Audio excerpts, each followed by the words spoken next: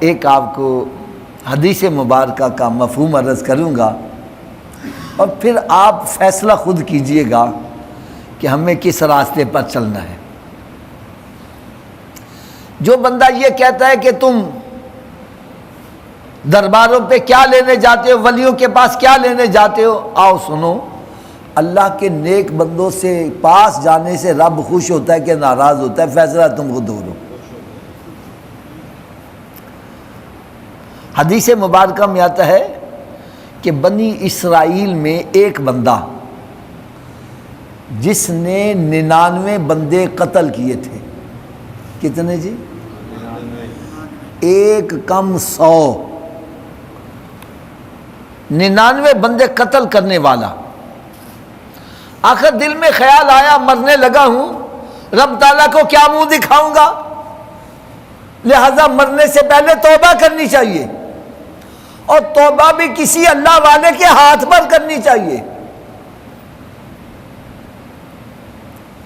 کیونکہ ہم توبہ کریں قبول ہو یا نہ ہو، اور اللہ کے نیک بندے کے پاس چلے جائیں گے۔ جیسے قرآن مجید کی میں نے آیا مبارکہ پڑھی کہ رب تعالیٰ نے ارشاد فرمایا جب تم اپنی جانوں پر ظلم کر بیٹھو تو میرے محبوب کی بارگاہ میں آ جاؤ۔ تو انہوں نے سوچا کہ چلو میں مدینہ شریف تو نہیں جا سکتا ہے، میں کسی اللہ کے نیک بندے ان کے پاس چلا جاتا ہوں۔ یعنی یہ بنی اسرائیل کا واقعہ ہے۔ فرماتے ہیں ایک بندہ جو بظاہر عالم دین بنا ہوا تھا اس کے پاس چلے گئے اور کہنے لگا کہ بھائی میں نے زندگی میں 99 بندے قتل کیے ہیں، اب میں موت کے قریب چلا گیا ہوں، میں چاہتا ہوں میری توبہ ہو جائے، تو آپ مجھے توبہ کروا دو۔ وہ کہنا چل بھاگ یہاں سے، 99 بندے قتل کر کے آ گیا اور توبہ کرنے آ گیا، تیری کوئی توبہ قبول نہیں۔ اس نے کہا جی توبہ قبول ہی نہیں تو پھر میں 100 پورا کیوں نہ کر لوں۔ اس نے اس کو بھی قتل کر دیا۔ اب کتنے بندوں کا قاتل ہو گیا؟ اونچی بولو، 100 بندے کو قتل کرنے والا۔ پھر دل میں خوف خدا پیدا ہوا کہ مرنا ہے، رب کو کیا منہ دکھاؤں گا، توبہ کرنی چاہیے۔ فرماتے چلتے چلتے ایک اللہ کا نیک بندہ مل گیا۔ کدھر جا رہا بھائی؟ کہنے لگا یار میں نے اس طرح 100 بندے قتل کیے ہیں، میں چاہتا ہوں کوئی اللہ کا نیک بندہ مل جائے، میری توبہ کروا دے تو میری بخشش کا کوئی ذریعہ بن جائے۔ وہ کہنے لگا یار فلاں علاقے میں اللہ کے نیک بندے رہتے ہیں، اولیاء کرام رہتے ہیں، تم ایسے کرو ان کے پاس چلے جاؤ۔ فلاں بستی میں اللہ کے نیک بندے رہتے ہیں، تم ان کے پاس چلے جاؤ۔ اب یہ اس طرف چل پڑا، توبہ کی نیت سے وہاں چل پڑا۔ ابھی راستے میں ہی ہے تو موت آ گئی، راستے میں ہی ہے موت آ گئی۔ اب جنت کے فرشتے بھی آ گئے تو دوزخ کے فرشتے بھی آ گئے۔ یہاں میں ایک بات عرض کروں، بندہ جب مر جاتا ہے وہ جنتی ہے یا جہنمی ہے اللہ کو پتہ ہے کہ نہیں ہے؟ اونچی بولو یار، کہ دونوں فرشتے کیوں بھیجے؟ بھائی جنتی ہے تو جنتی فرشتے بھیج دیتا، دوزخی ہے تو دوزخی، دو کیوں بھیج دیے؟ ارے دونوں اس لیے بھیجے کہ اللہ تعالیٰ بتلانا چاہتا ہے کہ جو میرے نیک بندوں کے پاس چل جاتا ہے میری رحمتیں کس طرح چھما چھم اس پر برستی۔ دونوں فرشتے آگے، دوزخ کے فرشتے کہتے ہیں ہم اس کو دوزخ میں لے کے جائیں گے، یہ 100 بندے کا قاتل ہے۔ جنت کے فرشتے کہتے ہیں ہم اس کو جنت میں لے کے جائیں گے، یہ اللہ کے نیک بندوں کے پاس جا رہا تھا۔ دونوں میں تکرار ہو جاتی ہے، فیصلہ نہیں ہو پاتا، دونوں رب تعالیٰ کی بارگاہ میں حاضر ہو جاتے ہیں۔ رب تعالیٰ نے ارشاد فرمایا تم ایسے کرو، پمائش کر لو۔ کیا کر لو؟ اگر تو یہ اپنے گھر کے قریب ہے اور اللہ کے نیک بندے کے گھر سے دور ہے تو دوزخ میں لے جاؤ، اور اگر یہ اپنے گھر سے دور آ چکا ہے اور اللہ کے ولی کے در کے قریب ہو چکا ہے تو پھر جنت میں لے جاؤ۔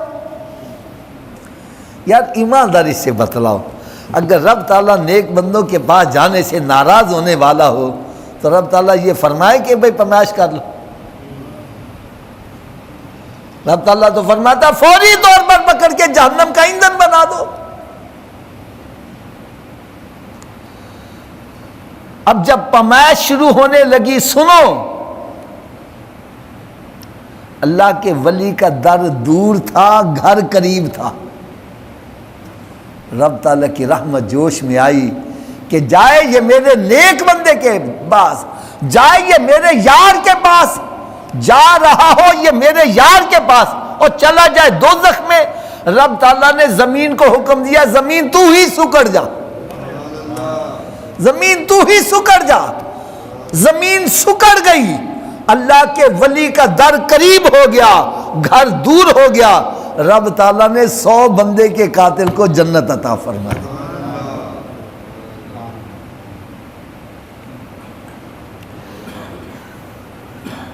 حضرت صاحب سوچنے والی بات ہے، ابھی وہ بندہ وہاں پہنچا نہیں، راستے میں ہی ہے۔ 100 بندے کا قاتل ہے، جنتی بن گیا ہے۔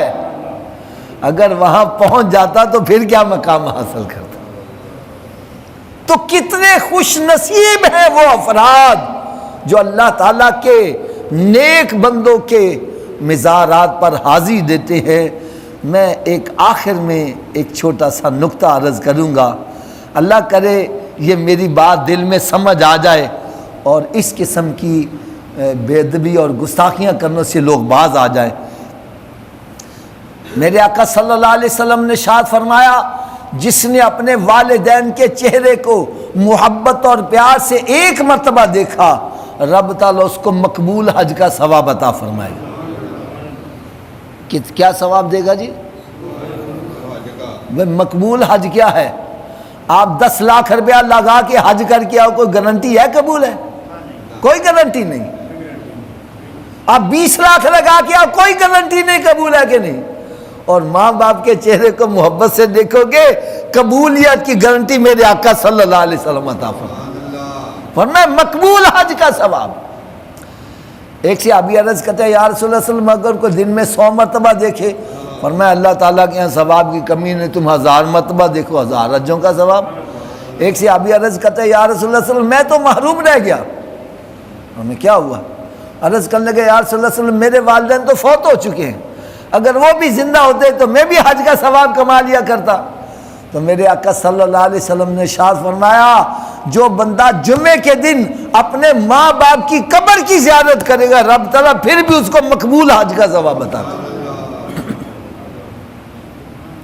اب میری بات ذرا کان کھول کے سننا، ماں باپ نیک ہے یا بد ہے؟ ماں باپ کے لیے نیک ہونا ضروری نہیں ہے کہ وہ متقی پرہیزگار ہوں گے پھر ان کا چہرہ دیکھنے سے ثواب ملے گا، نہ، وہ نیک ہیں یا بد ہیں، کیسے بھی ہیں، تم ان کا چہرہ دیکھو گے تمہیں مقبول حج کا ثواب ملے گا، ان کی قبر کی زیارت کرو گے مقبول حج کا ثواب ملے گا۔ تو جو اولیاء کاملین کے مزارات پر حاضری دیتے ہیں ان کو کتنا ثواب۔ اسی کو سلطان العارفین سلطان باہو رحمۃ اللہ لکھتے ہیں، مرشد دا دیدار میں نے میاں حضرت باہو تے لکھ کروڑا حجہ ہوں۔ ماں باپ کے چہرے کو دیکھنے سے ایک حج کا ثواب ہے، پیر و مرشد کے چہرے کی زیارت سے 1,00,000 کروڑ حجوں کا ثواب ہے۔ میں قربان تینا تی میاں حضرت باہو تے قبر جنا دی جیوے ہوں۔ ارے ہماری شکلیں ایسی ہیں، چہرہ دیکھ کے نعوذت آتی ہے، اور اللہ کے ولی کی قبر ایسا انوار کا مرکز ہوتا ہے کہ ان کی قبر دیکھ کر بڑے بڑے گناہ گاروں کی آنکھوں سے آنسو جاری ہو رہے تھے۔ اس لیے اللہ کے نیک بندوں کے مزارات پر حاضری دینا یہ سعادت مندوں کا کام ہے۔